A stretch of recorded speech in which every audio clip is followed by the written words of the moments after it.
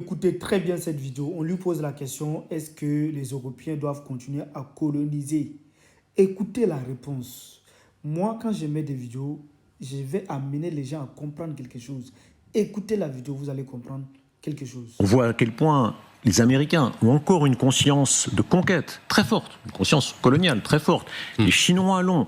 Les Européens, c'est fini. Vous savez comme moi, presque plus personne en Europe ne défend l'idée coloniale. Pardonnez-moi. Il fut un temps, je termine ma question, il fut un temps où, y compris des bien-pensants de la Troisième République, les Ferry, les Hanoto, etc., défendaient l'idée que la civilisation européenne doit s'étendre, coloniser, l'idée prosélyte.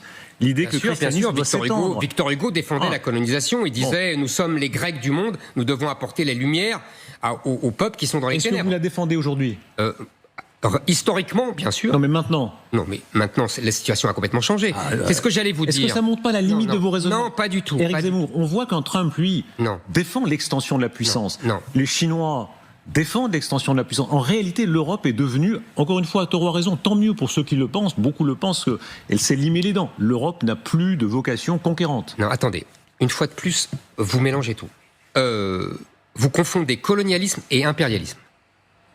Les États-Unis sont une puissance impériale. Ils ne sont pas colonialistes. Assumé. Oui, impérial, pas colonialiste.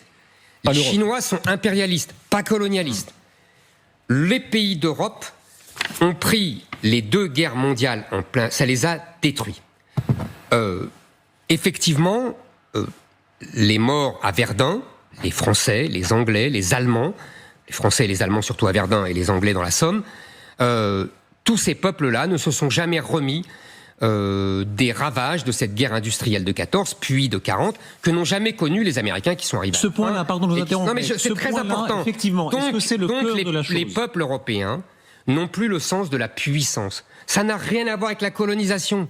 Pardonnez-moi. Mais pardon de vous interrompre, mais là on est au cœur du sujet. C'est-à-dire, est-ce que les Européens, encore une fois, à tort et raison, chacun est libre de ses opinions, mais ont renoncé à l'idée de la conquête, de la conversion? Ils ont renoncé à l'idée de la puissance. C'est beaucoup plus grave.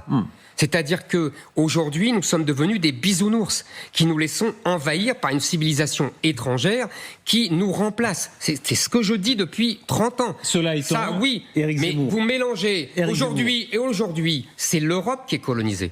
Qui est colonisée par ses anciens colonisateurs. Vous pouvez appeler ça des anciennes colonies, pardon. Je vous répète encore, quand je mets une vidéo, je vais amener les gens à comprendre quelque chose. Quels sont les pays qu'on veut recoloniser là? Quand le capitaine Ibrahim Traoré ou Assimi Goïta ou Ben Tchani parlent toujours, c'est une guerre de recolonisation. Ils l'ont toujours dit. Maintenant, il y a des pays, bon, ils n'ont plus besoin de les coloniser, ils sont déjà colonisés.